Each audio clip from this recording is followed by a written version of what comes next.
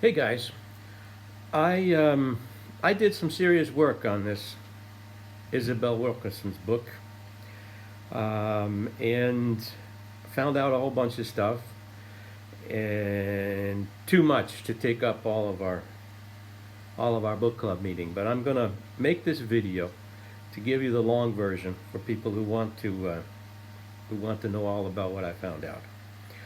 Um, there's a couple things that I found in her writing that bother me a lot.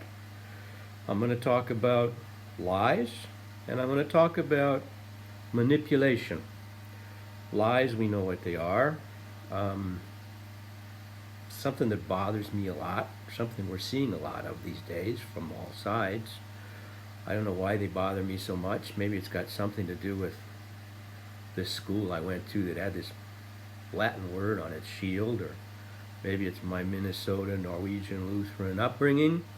But when I see a lie, I need to go find out what the real story is and sort of measure and evaluate the lie and figure out, is this just a little exaggeration, or is this a flat out blood libel, or how did this person come up with this? Are they just repeating something they heard someone else say without checking it, or um,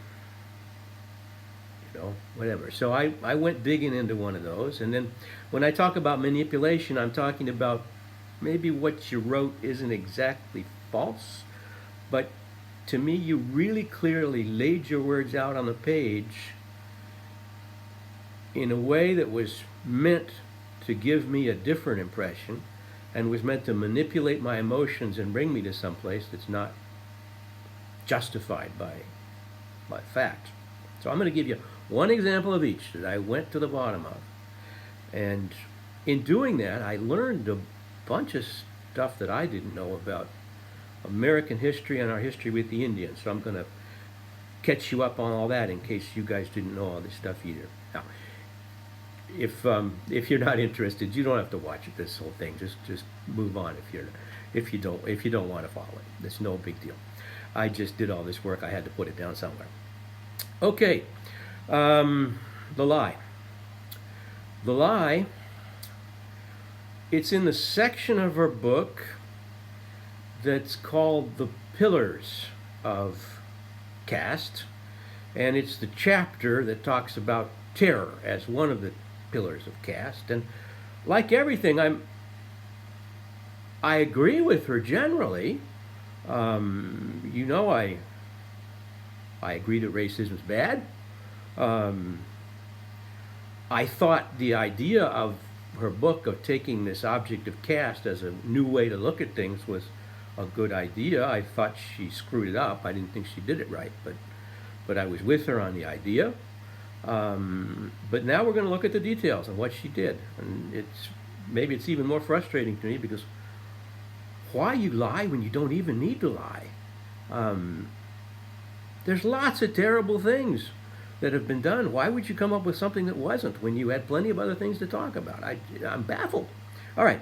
In this chapter about terror as one of the pillars of caste, and I guess my bullshit alarm was already activated when I read the phrase about medieval use of the guillotine, but I'm going to let her have that one. It's not exactly right, but you can argue for it. So my alert was already kind of, what does she know what she's talking about? And then you got this sentence where she tells you about Andrew Jackson riding around on his horse with tack. She says bridle reins. That's not a thing. There's bridles and there's reins, but okay, she doesn't know horse. That's okay too. That's a white privilege thing, horse riding.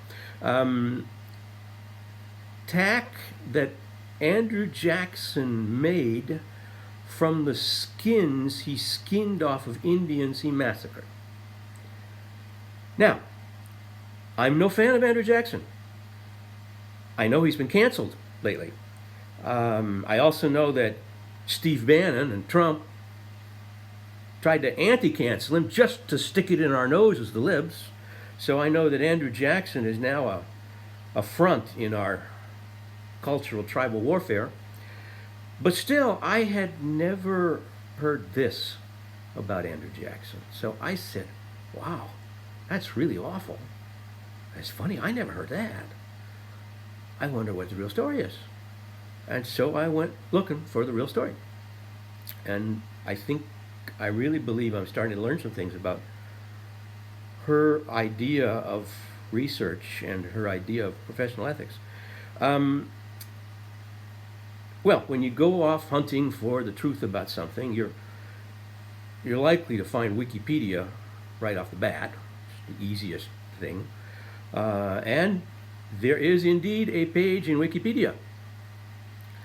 And in my opinion, that's where she got this from. Now, actually, the Wikipedia page doesn't even say what she wrote, but I think this is what her source was. I think she stopped there, which is completely irresponsible for somebody who says they're doing a serious book like this. I looked through her entire bibliography. It's a very long bibliography. I'm not sure she read every book in there from beginning to the end, but there's a very big bibliography. Nothing in that bibliography is going to shed any light on this question. There's a whole section of notes, so I went looking to see if there was a note. There's no note. There's no note about this claim, and there's no note about the other thing I'm going to talk to you about either. So I start to suspect maybe the note section is sort of a Potemkin note section to make us think that she has proof for everything she says, but she actually doesn't. She just puts some things in there and then stop. I don't know. I'm disappointed. I'm being kind of mean. So anyway, there is a Wikipedia page. The Wikipedia page says right at the top, this Wikipedia page does not provide sources for its information, and so you shouldn't rely on it. So now I'm doubly angry at her for, I think, using a Wikipedia page for her so-called research, and then using a Wikipedia page that's even marked that you can't rely on it, which is even worse. And then, as I say, what she wrote still isn't what's written in the Wikipedia page. So she found a Wikipedia page that was marked as unreliable, and then she distorted what was written in it. So I'm not happy. Anyway, so I went beyond looking for what's the real story here. I don't know. This story has to do with a battle called the Battle of Horseshoe Bend. That's what the Wikipedia page is about. It's the Wikipedia page for the Battle of Horseshoe Bend. Now, going beyond this to try to find out what the real story is, I was able to find two serious sources. One of them modern. A guy at Arizona State University wrote a thesis about this battle. And then one of them, well, it's not from the time, but it's the only serious historical writing that seems to have ever really been done about this, is a book that was published in 1895. Now, we're talking about a battle that happens in 1814. So some guys who hadn't been born yet, one from Massachusetts, Mr. Ball, and one from the South, I've forgotten his name for the moment, Halbert, that's his name, the guy from the South, who both had this interest in the history of the region and the Indians, and who both spent a lot of time with the Indians, basically went around and collected oral histories in the period after the Civil War and wrote the only real serious historical work we have about the whole war in which this battle took place.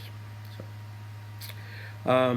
now, it's kind of interesting that the guy from Arizona State, his story is he worked for the National Park Service at the park that is the site of this battlefield, so he had access to all the archives that exist, and then he went and tried to do a serious piece of work about researching the rest and talking just about this battle. He says, sort of in the introduction to his thesis, he points out that apparently this battle, the Battle of Horseshoe Bend, is the biggest Indian battle in North American history. Way bigger than Little Bighorn and Wounded Knee and the other ones that we know about. Maybe you guys knew about this battle. I'd never heard of it in my life. But it had thousands of Indians and thousands of white men fought in this battle. 2,000 U.S. Army soldiers and about the same number of Indian soldiers. And plus other various forces we'll talk about. Largest loss of life on both sides, many more Indians than white men, but lots of loss of life on both sides.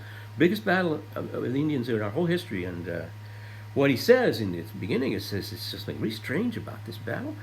It's completely forgotten for generations, and then all of a sudden, somebody will bring it back up, and now he says things in sort of nice, proper academic language. I might say them a little more colorfully.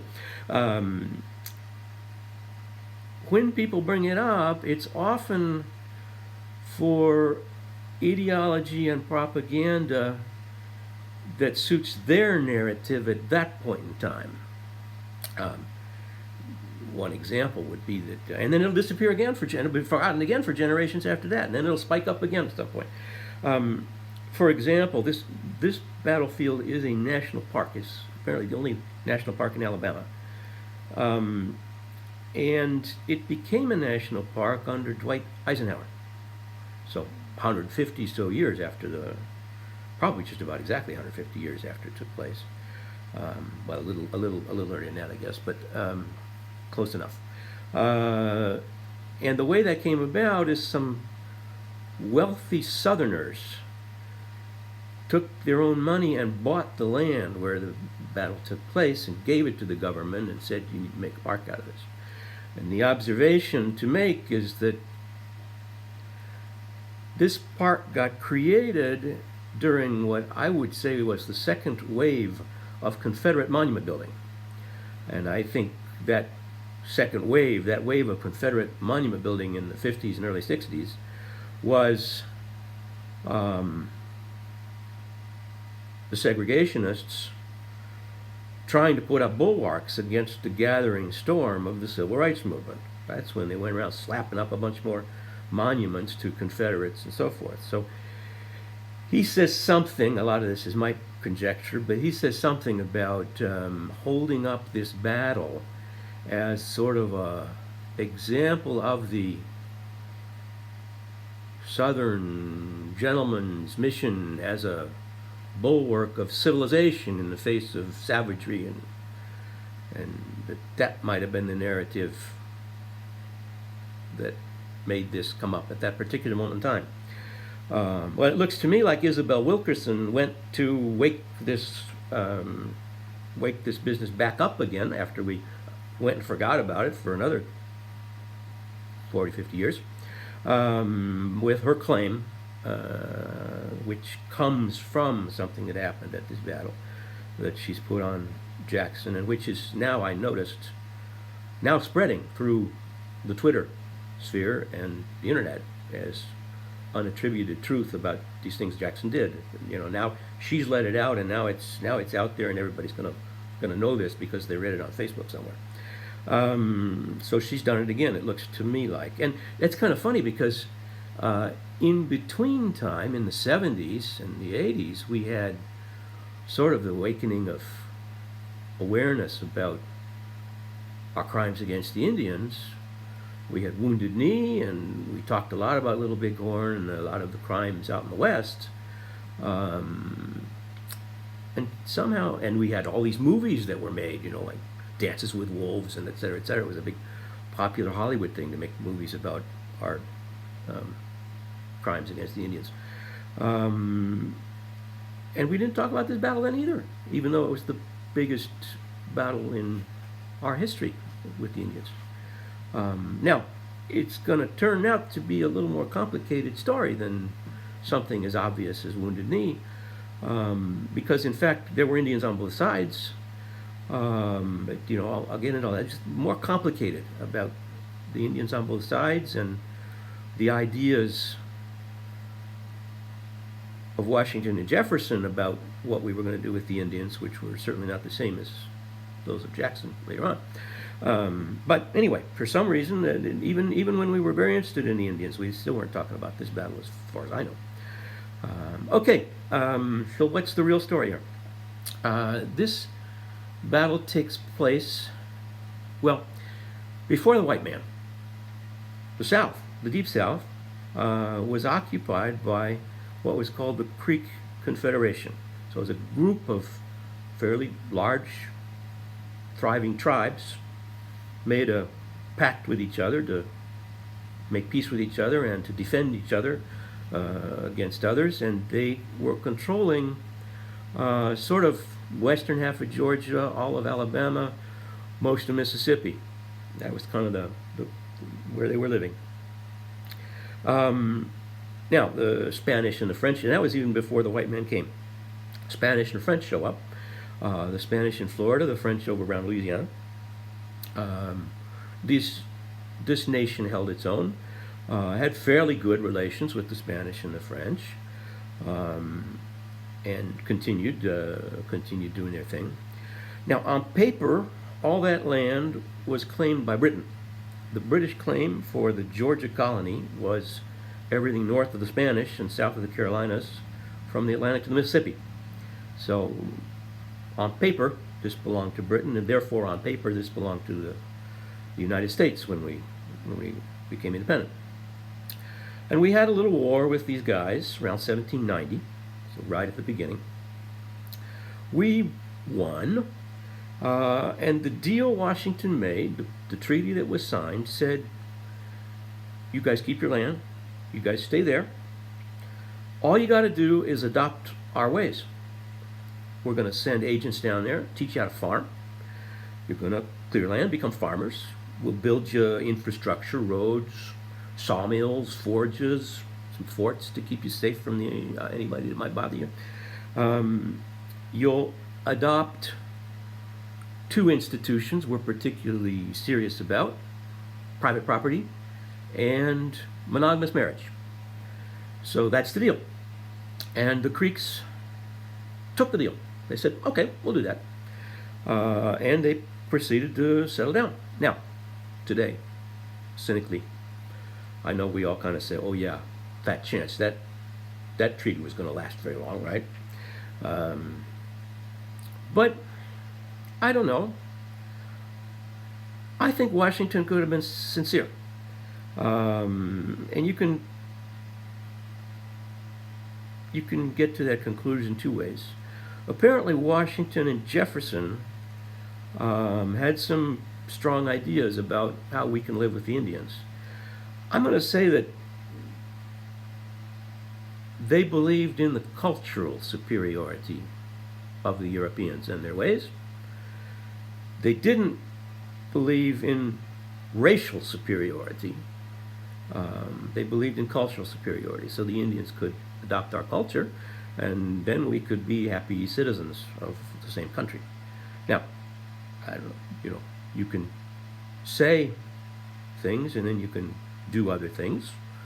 You can also believe one thing and say another.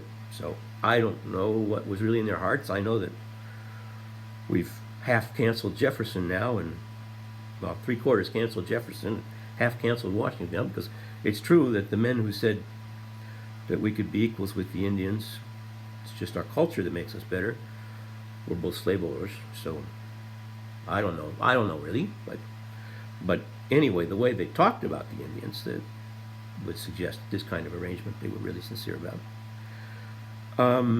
The other reason I think they probably were sincere is realpolitik. It's 1790. We don't have the British to protect us anymore. I'm thinking Washington probably lost more sleep at night thinking about the Spanish and French empires on his southern border than he did thinking about the Indians. And the perfect way to keep Spain or France from getting any idea someday about expanding north and east is to have this healthy Indian nation down there. And what's more, at that point, we've got lots of land and not so many people.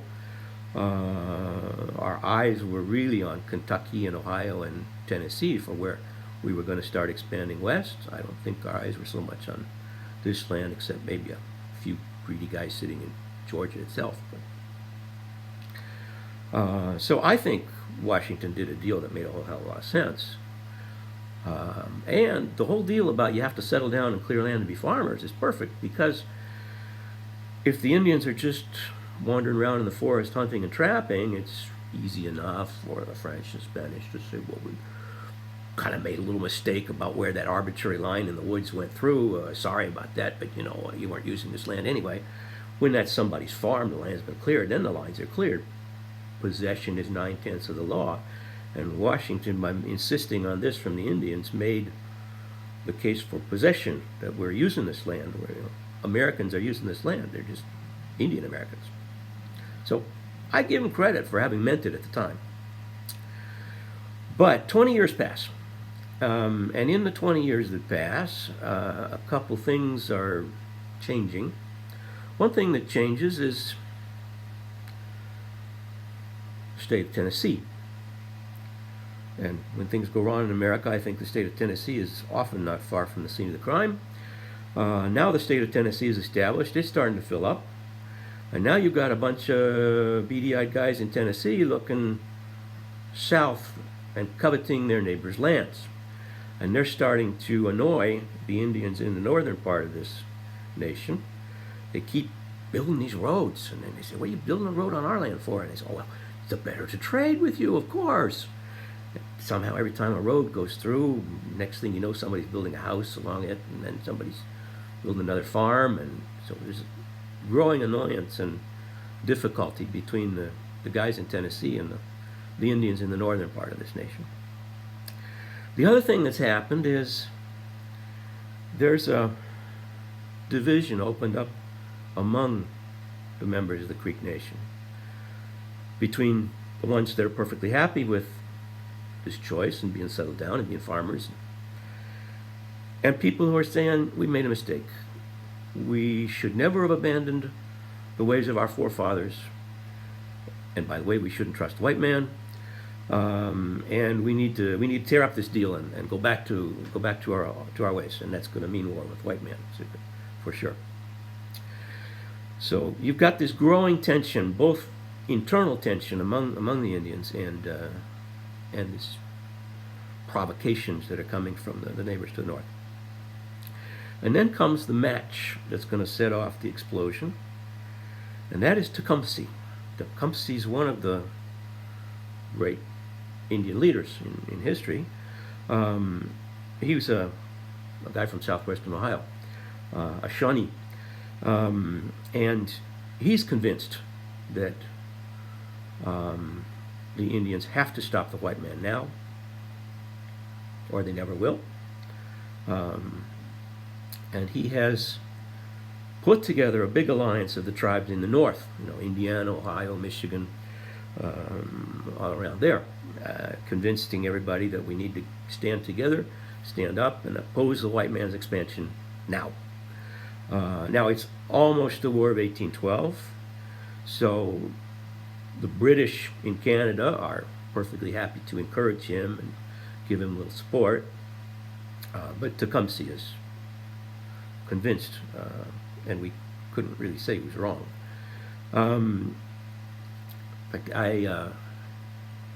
I remember the words he used. What happens is in 1811, he makes a trip south to come see the tribes in the south and try to convince them to join into this thing, and we'll all stand up at once against the white man. So he kind of goes on a speaking tour around the Creek Nation, trying to get the different tribes to join him. And what he says to them, he says, where are the Pequot now? Where are the Narragansetts? He says, they have vanished like the snows before the summer sun. So he's a good speaker.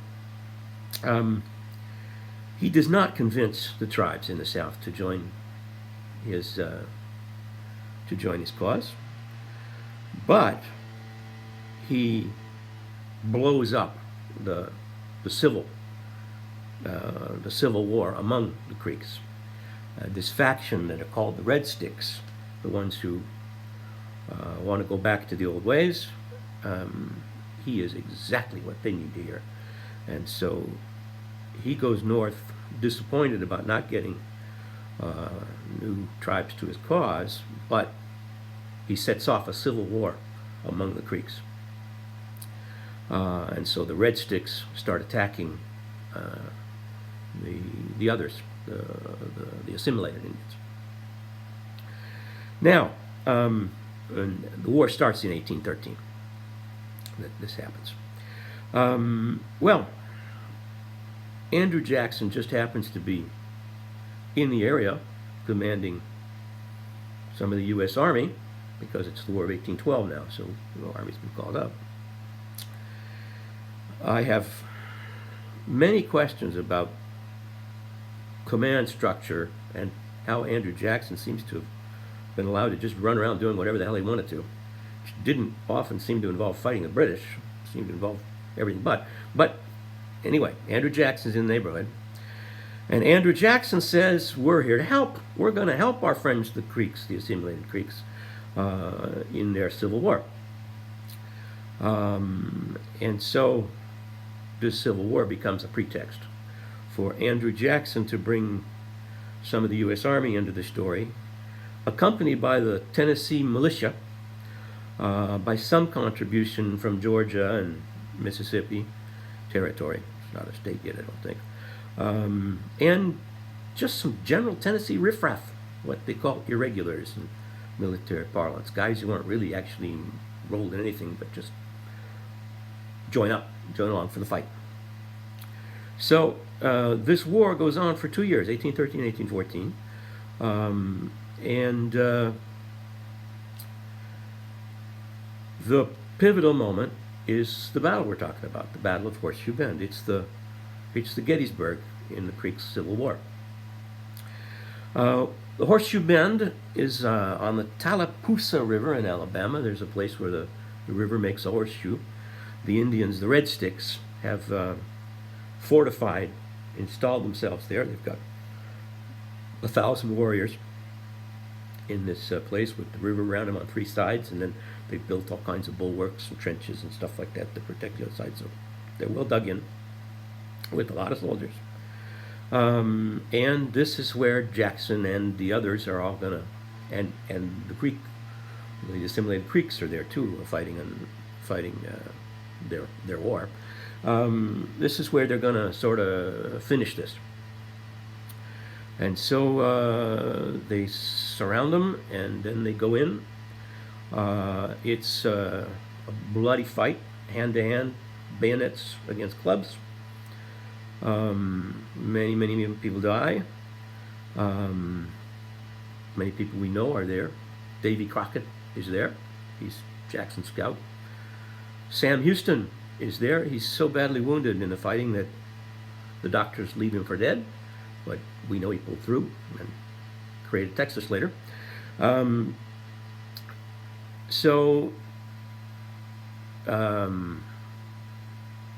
The white men and the assimilated Creeks win. Very few of the other guys escape. The handful who escape will slip into Florida and take refuge with the Seminoles.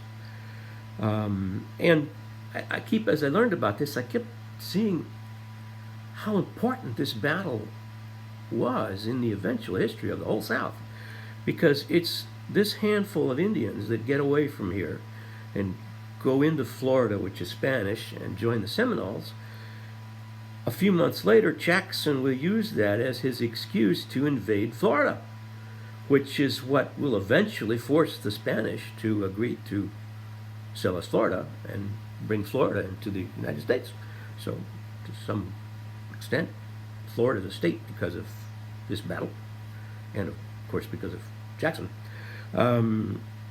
So that's what happens to the guys who get away. And here's where the story comes in about this skinning of Indians business. Now, like I said, this book that was published in 1895 is about the only serious account, anything like, historically based account that we have about what happened at this, during the whole war, because it documents the whole war. And as I said, these guys mostly got all their information from oral histories. We say that the victors write history books, but the victors in this case don't even seem to have bothered to want to write, so maybe they didn't know how, I don't know. So it was left to these guys to gather up oral history a few generations later to put together most of what we know about the story. And as I said, much of their information came from the Indians. Halbert, the southern guy, spent 15 years with the Choctaw in Mississippi as a teacher. He was the editor of the dictionary of the Choctaw language, so you know a lot of his sources will be things that were passed down among the Indians. He also talked to some white men in the area,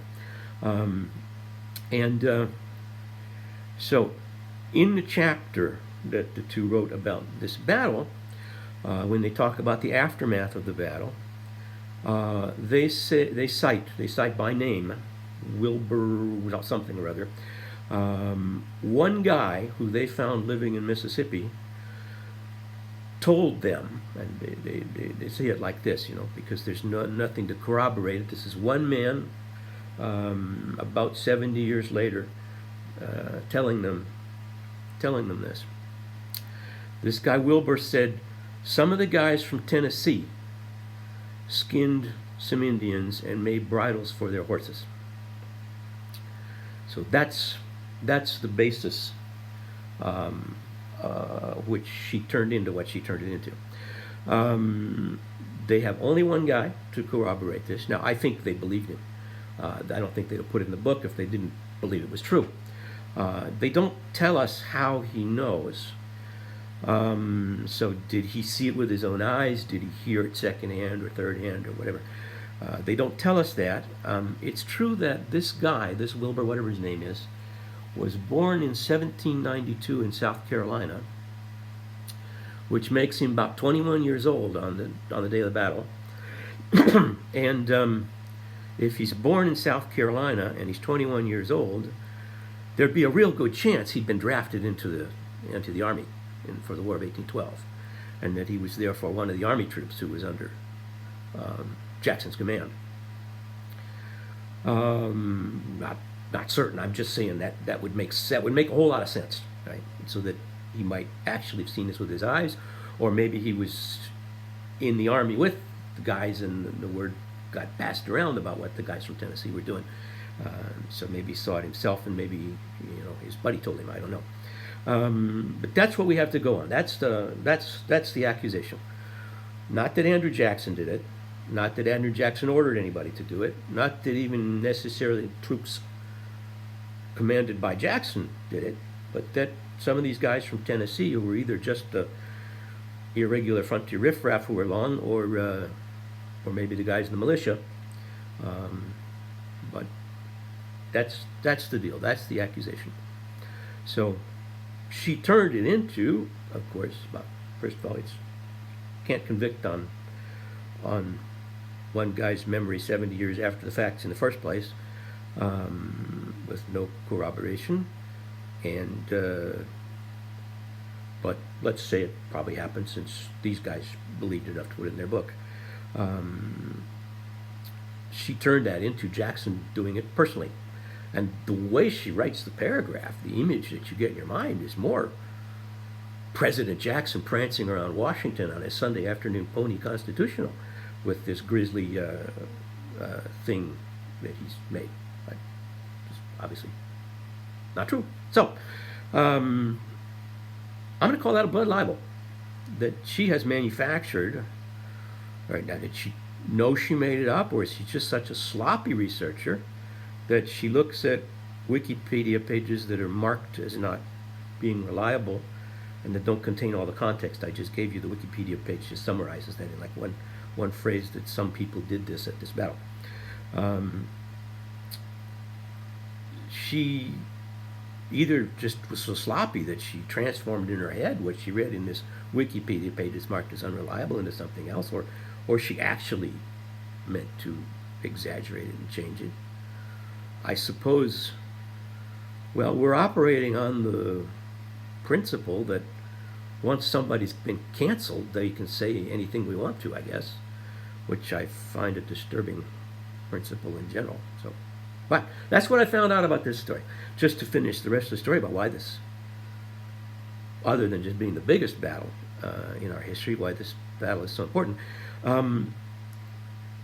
There was a peace treaty in the end of the Civil War, and somehow what I think Jackson probably had in mind all along, well, we had to be paid back for our efforts helping out our friends the Creeks, and that paying back was to transfer millions of acres of their land in the north over to Georgia.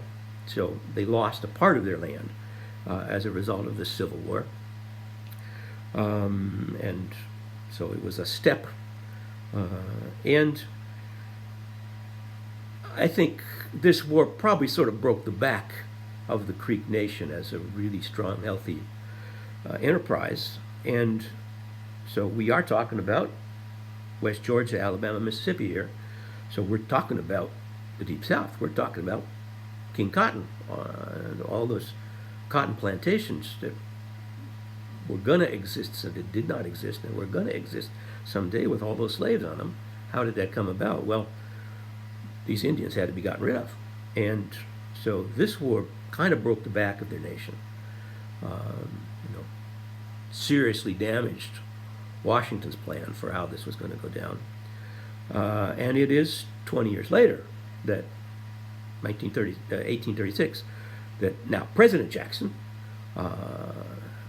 puts through the Indian Removal Act, and that's when these Indians will all be shoved off these lands, and that's the Trail of Tears, and a bunch of them end up walking to Oklahoma, well, some of them stayed in reservations in Mississippi and so on, but this was a key step along the way to making the South the South. This war and this battle. So that's the story about that thing. Now you can see that I'm seriously concerned about her journalistic ethics, her sense of what's research, and her sense of taking responsibility for what she's writing in her book. I'll tell you about the other thing too. So this is the manipulation story. Further on in the book, you got the chapter about the Obama presidency and the backlash. The Tea Party was basically a backlash to having a black president. She kind of presents that way, and I share her opinion about that. Once again, I generally agree with her. I just don't think that justifies her to do the things that she does on a detailed basis. You got a paragraph talking about the backlash against Obama as president. A paragraph that talks about, well, all those demonstrations that we started seeing with the Tea Party and all that, oftentimes around Obamacare, because there were those town meetings that were the occasions for all these people to turn out and yell, the government needs to keep its hands off my Social Security. So she's got this paragraph that ends by talking about all these protests with people carrying guns and posters that say death to Obama. And the paragraph ends there. Manipulation is about putting the words in the right place in the paragraph too, so that you put the image in my mind and then you go to something else and the image sits there and does its work on me. So I read that. Well, first of all, I suppose there probably were people carrying guns in these demonstrations. We all have lots of images left in our memory from all the video we saw of those damn protests during that time. The one that really sticks in my head, some Yahoo cracker carrying a monkey puppet. Right? And, I remember seeing that photo. I don't remember seeing a lot of guns in those photos, but I'm not going to say it didn't happen. It is true that I think this gun carrying at demonstrations thing is been accelerating a lot in recent years, and that in the Trump year demonstrations there's been far more of it than I remember having seen even 10 years ago.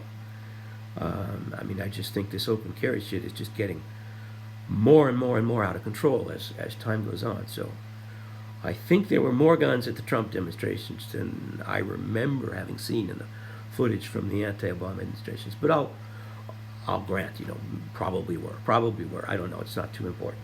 In any case, that horse has left the barn. But death to Obama posters, now I've got a problem. I can't remember seeing death to Obama posters. Like I said, I see the guy with the monkey puppet. But the guy with the monkey puppet, well, that jerk knows where the line is. And he knows that you can't come after him for having a monkey puppet, even though everybody knows damn well what that dog whistle is. He's playing on the right side of the line. Death to Obama is over the line. And so I said, I don't know. I went looking. I found one case. One idiot showed up to one of these town halls in Maryland, I think it was, with a sign that said death to Obama, and he had something nasty about Michelle too. He was instantly arrested by the Secret Service, which is what I think happens to you if you show up to a protest with a sign that says death to Obama or whoever the president is. He was instantly arrested by the Secret Service. Now, when they announced that this guy had been arrested, they didn't give his name, so I wasn't able to try to track out and see, was there ever, an arraignment and a trial and a sentence, or was he caught and released?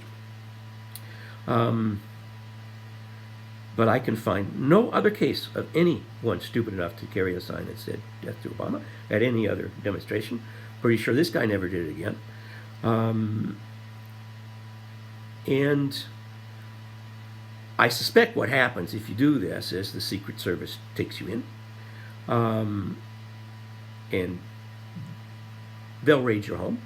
They'll look and see, have you got bomb-making stuff? Have you got literature? Have you got guns you shouldn't have? You might not get to keep guns even if you are allowed to have them at this point. I don't know. Might depend on what state it is. I'm sure that they talk to your family. I'm sure that they talk to your job. I'm sure that they talk to all your friends. I'm sure that, I suspect that then they let you go, because we don't want to have the goat roping about whether the First Amendment stops at death to Obama or not. Maybe we win that court fight, maybe we lose that court fight. No prosecutor wants to be the one that loses that court fight. And nobody even wants that to be in the press.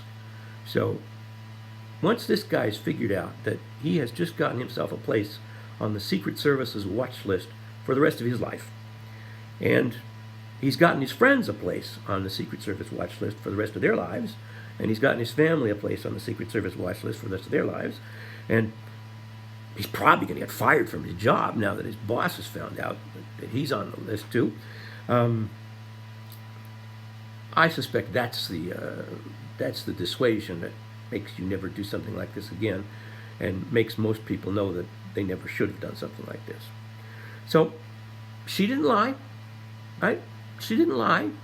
One guy did once go to a demonstration against Obama with a sign that says death to Obama. You read the paragraph, that's not the impression you get. You read the paragraph she wrote, you got the impression that lots of people were at lots of demonstrations with lots of these signs.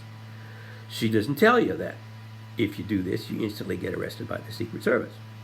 So that is what I'm going to call manipulation rather than an outright lie. So you can guess I'm not happy about how she handled either of these things. I mean, I'm just taking two examples here. I think I can find more. I think this is a disturbing lack of ethics, a disturbing lack of professionalism in terms of doing research and in terms of telling the story. And I'm super troubled that this woman has been a professor of journalism at some of our most prestigious schools. Because now I think we've got a bunch of young journalists who need to have their diplomas recalled. If this woman has been teaching research and ethics, which are things you ought to be learning when you're studying journalism, I hope, I'm bothered. I'm bothered. Hey, well, there we are. That's my story. And I hope you're interested. And love you guys. Talk to you later.